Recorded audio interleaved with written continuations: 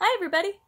My name is Michelle the Bookworm, and for this week's video I'm going to be doing a book review of a book that I just recently finished. As I mentioned in my last video about my plans for BookTube this year, I'm going to be alternating between a book review and some type of project or opinion video. So this week's video I am going to be reviewing a book that I read last year and that I just recently reread, and that is the Lord of the Rings: The Two Towers, which is the second book of the Lord of the Rings trilogy. I finished it, I read it last year and I enjoyed it, but I felt like there was a lot that I missed, so I'm actually really happy that I got the chance to reread it and to be able to glean more from this book before I was able to review it. I finished this book on the 16th of this month. It was the first book that I finished this year. I'm pretty excited about that. And if you're wondering why I'm looking down, I wrote all of my notes in this handy dandy notebook, so if you're wondering why I'm looking at my lap, that's why. So, a brief overview of this book is that it leaves off at the death of Boromir. So in the end of the Fellowship, Boromir dies. Pippin and Merry are taken by the enemy. Frodo and Sam bail to go take the ring to Mordor themselves, and that leaves Legolas, Aragorn, and Gimli to go off and try to save Merry and Pippin from the enemy. So the company is broken. It's shattered. Everybody goes on their own separate ways, to whatever mission that they feel is most important. And though the enemy is broken, there is no time to lose. War is waging on at this point in time. And everybody has a part to play. And one thing that's a kind of common theme is that Merry and Pippin, the least suspecting ones, actually have a pretty huge role to play in this novel as well. So though the company is, I wrote an overview about this, and I wrote, though the company is broken, there is no time to lose. Everyone has a part to play, whether it is compiling forces, surviving the hands of the enemies, weeding out treacherous foes, or finding a path through Mordor itself. My overall thoughts about this book is that it was extremely suspenseful, which is a pretty common theme for the second book of a trilogy. The first book kind of introduces the characters, the folklore, and the world itself. The second book tends to introduce, like, the real problems. It's where the problems kind of start to climax. And traditionally, I don't tend to like the second book of a trilogy.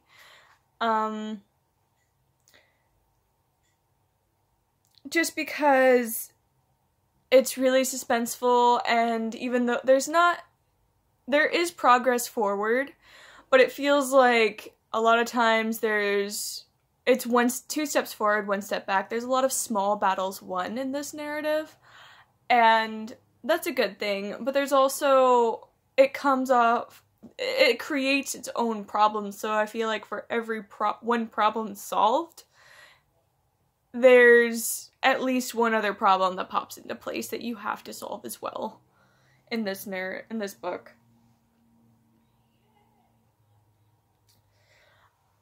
In general, I gave this book a good rating.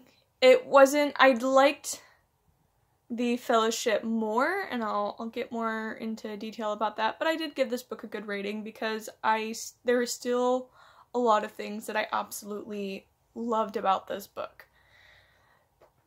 So I broke this up into 3 different parts. I broke this review up into what I thought was interesting So, I didn't necessarily like it, I didn't necessarily not like it, I just thought it was interesting take that Tolkien did.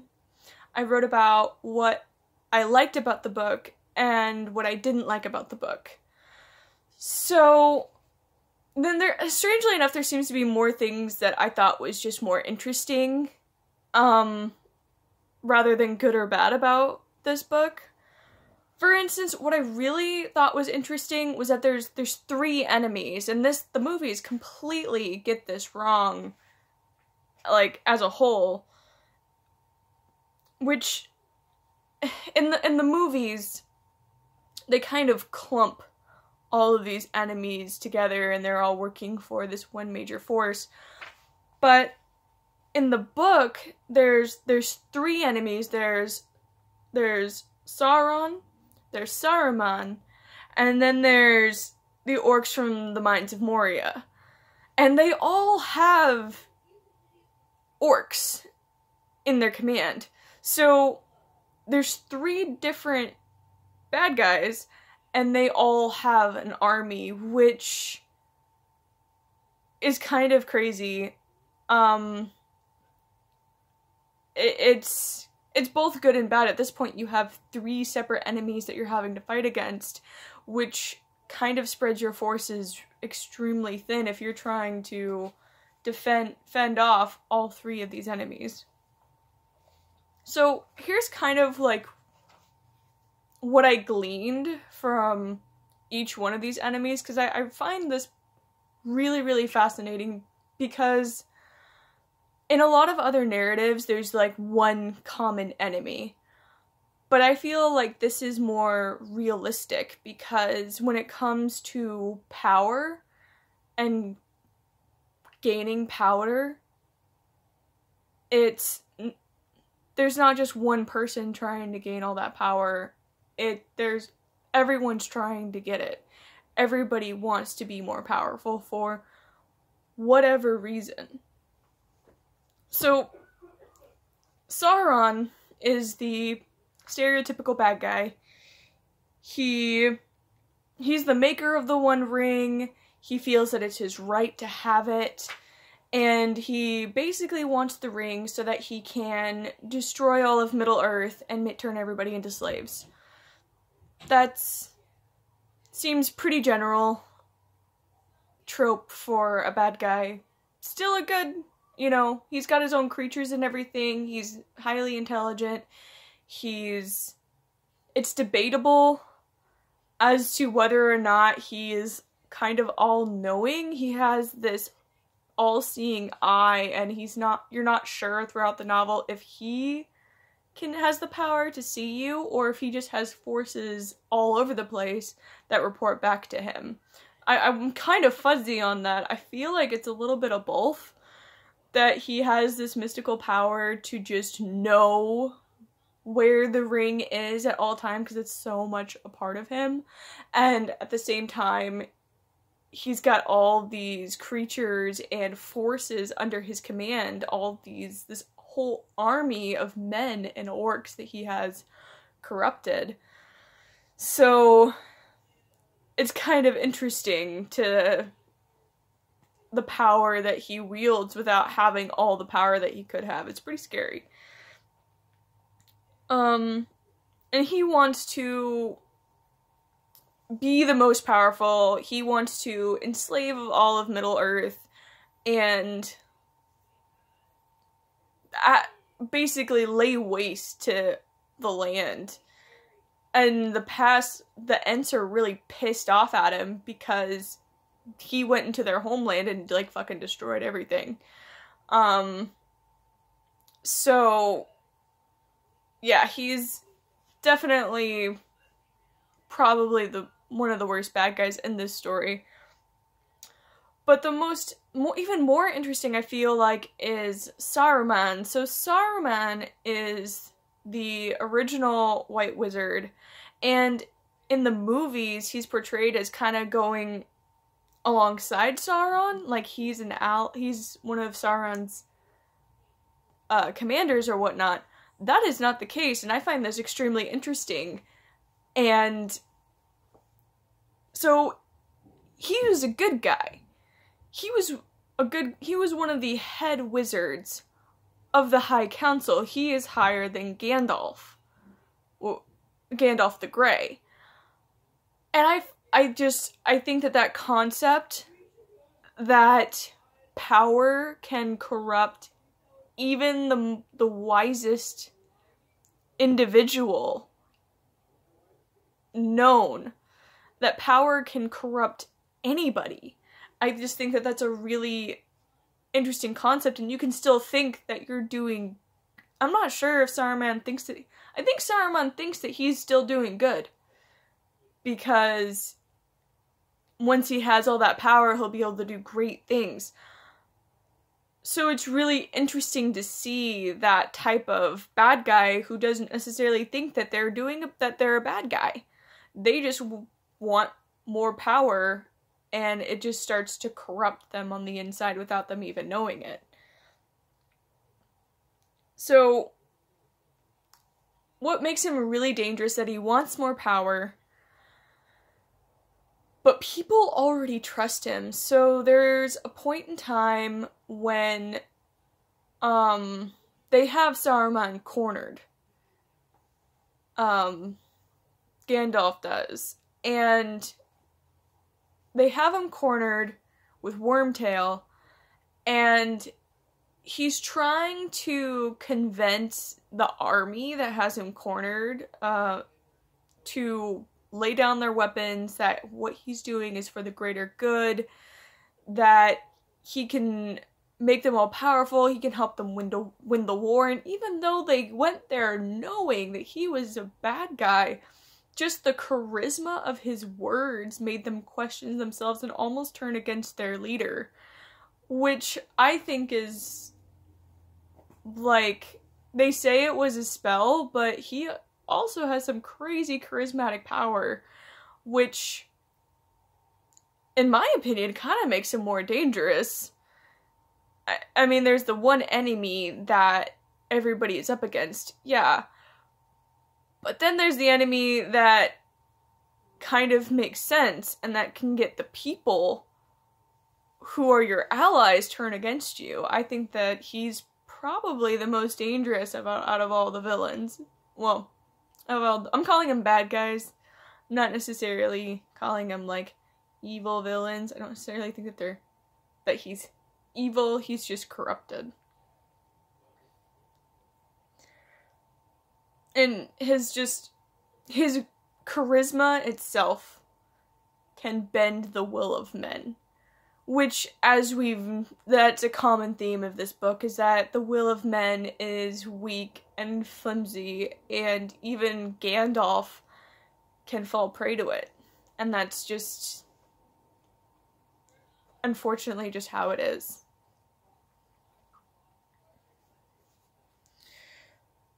And then the third party that I think it's overlooked, I'm not quite sure what role they play yet, is the orcs from the Mines of Moria. They are there, and they're basically just wanting vengeance against the company who laid siege on the Mines of Moria.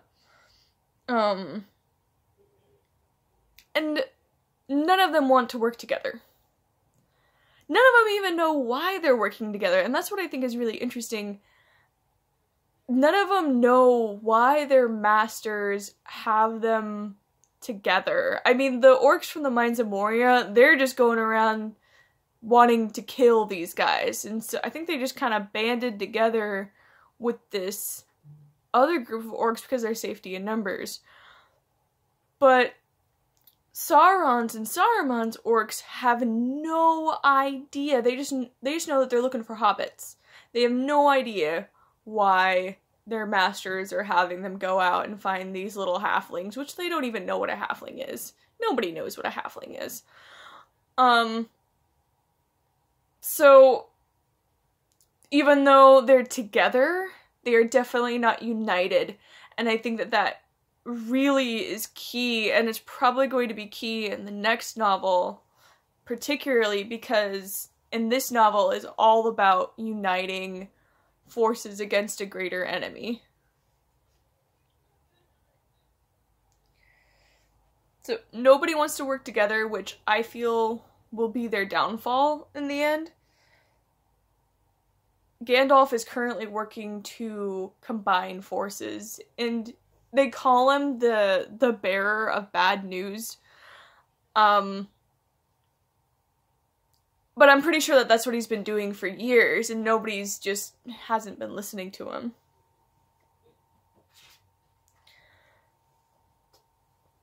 So, I kind of want to talk about the books versus the movies for a second. In the movies, it kind of makes sense to combine them,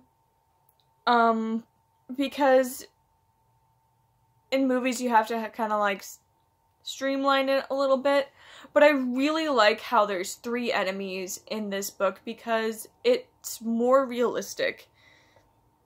It adds to the suspense. You don't know who to trust. You don't know if the trees themselves are working for the White Wizard or if they're working for you. You don't know. You don't know whose side anybody is on at this point.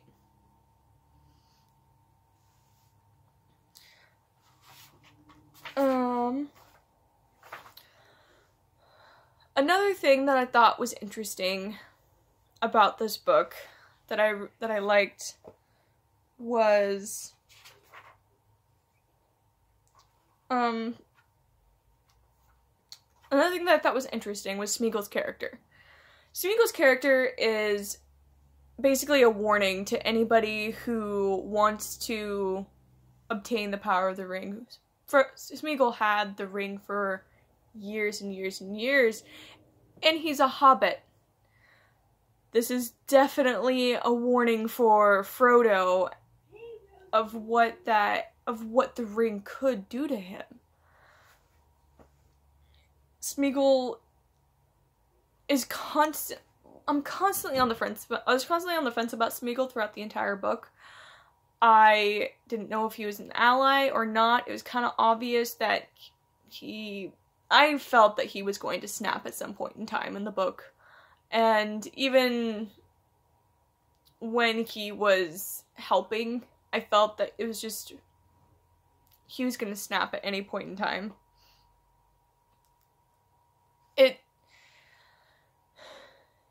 You were just waiting for the other shoe to drop and constantly on the fence. It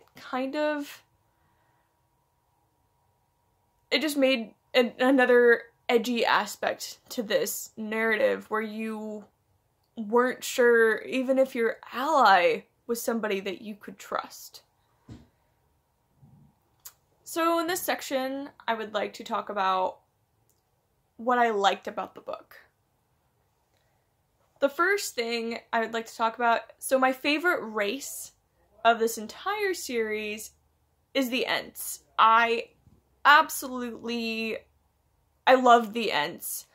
I loved their timelessness. They're kind of like the hobbits in that they weren't part of the wars or anything like that. They definitely kept to themselves and they just observed. They love learning, they love life, they love taking long moments to appreciate the little things. And I feel like they're like that with hobbits because the hobbits are all about parties and food and drink and good friends, and it's kind of wholesome to have like that high energy positivity Merry and Pippin, who I absolutely love, their little cupcakes, with these wise old beings, and just seeing them come together, and they're contrasting but they're complementary as well. They have an air of timelessness about them. They are out of touch, but also in touch. They're out of touch in so many ways, but also in touch in ways that other beings are not. They don't get the wars of men, but they can get riled up and they can be fierce creatures.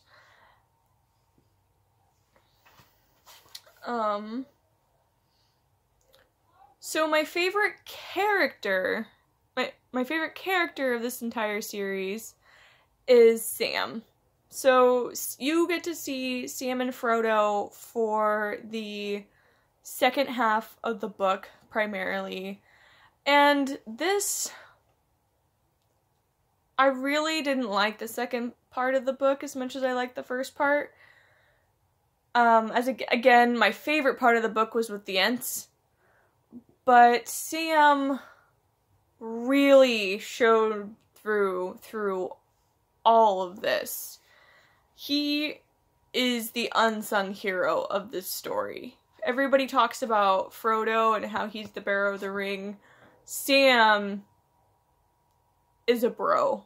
He boosts Frodo's morale because this ring is really damaging him. It's really damaging Frodo, and just he's growing weaker and weaker with every step that he takes towards Mordor, and Sam's the one who's leading him on, literally, and protecting him. I just don't think Frodo wouldn't have gotten there if it weren't for Sam at all. And he suffers with Frodo. I mean, and there are some cases where I don't like his character. He beats himself up a lot, he calls himself stupid, he's quick to anger, but I think it's just because he's so passionate. He is just passionate in everything that he does. He's a very fierce little creature. And I really like that about him. He's fierce in everything that he does. And his love is what gives him courage. You see Aragorn and Legolas and Gimli doing all these epic battles, but they're trained warriors. Sam is not trained, and with the battle with Shelob, he took up that sword and fought for Frodo, even though he was not trained in battle. I mean, he was not trained in battle, and he still picked up his sword and fought with his life for Frodo and himself against the spider. So Sam is fearless, Sam is passionate, he's just a really great character, and I feel like he's the most likable because he doesn't have this, like, optimism that everybody else has. He's optimistic, but he bitches a lot. And I find that really relatable and really realistic. This is a shitty situation, and, you know, you just gotta have to say, man, this sucks, but we gotta keep going. I think, so I can't really talk about Sam without talking about his relationship to Frodo. And this is something that I've been thinking about a lot. So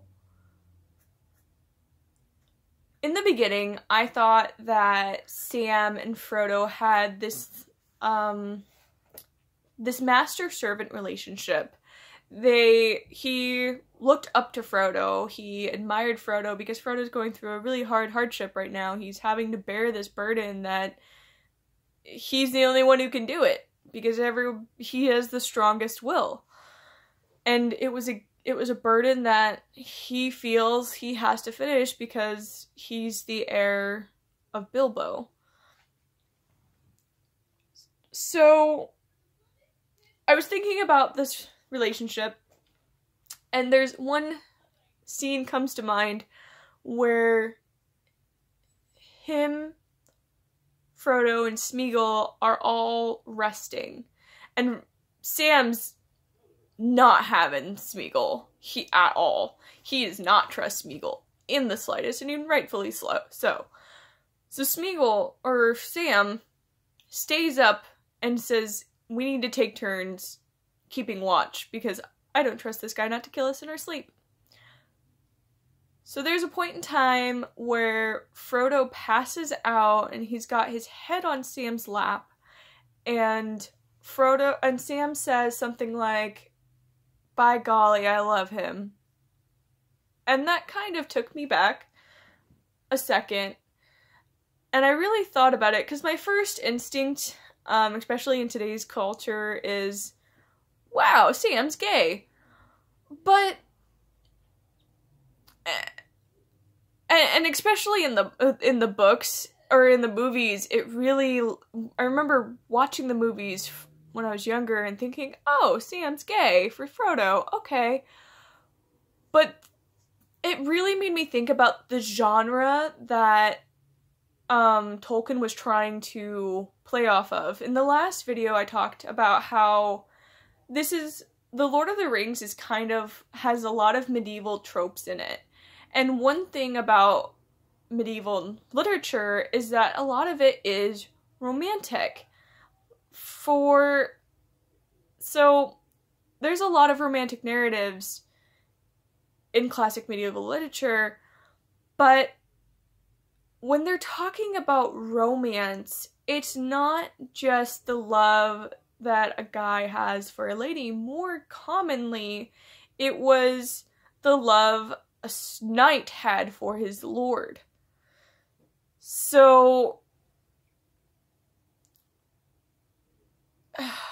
it was more about, I love my lord, I will lay down my life for him, and that level of loyalty to the person you serve. And I think that that's more of what Sam is getting at. It's not that he is in love with Frodo romantically. And I think that's why Frodo doesn't really he definitely doesn't reciprocate that love as much as Sam does. Sam really shows that he loves Frodo, and I think Frodo, either he's too drained to show it back, or I think more of the case is that they just have this servant-master relationship, and that is a close relationship, but Frodo is of higher status than Sam. And that doesn't mean they don't have a really close bond. I feel like their relationship has grown over this voyage, because it has surpassed the master-servant relationship to an actual really deep friendship.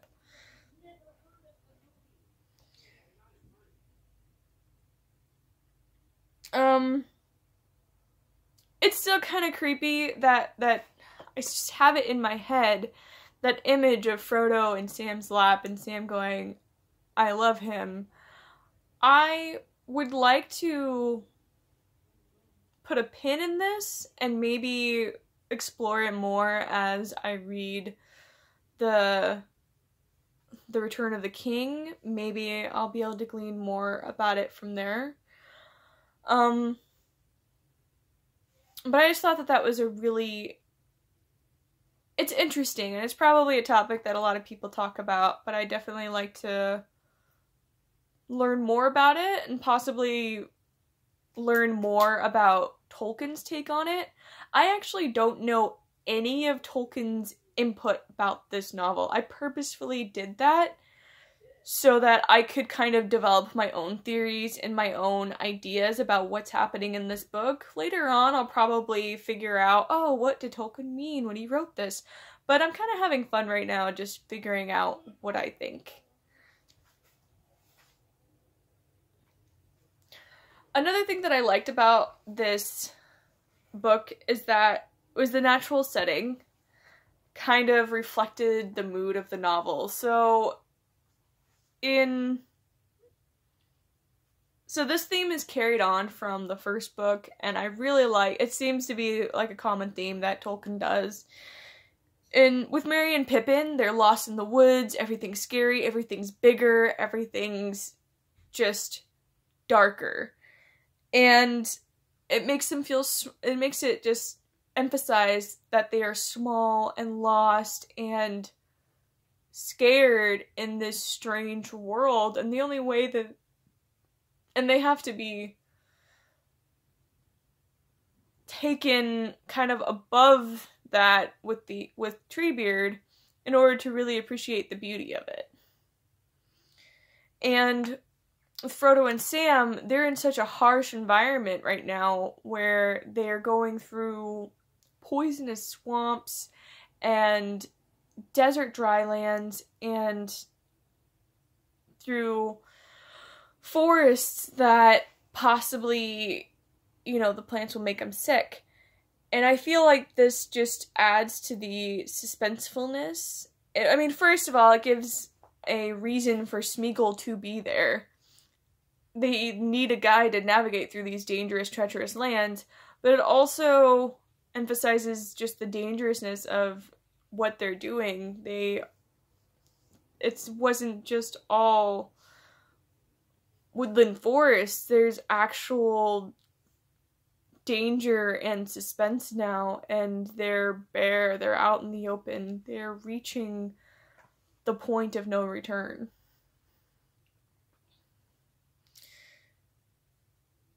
And at this point, they don't think that they're going to make it out alive, and I think that's a really hard thing that wasn't reflected in the movie. This is a suicide mission for them.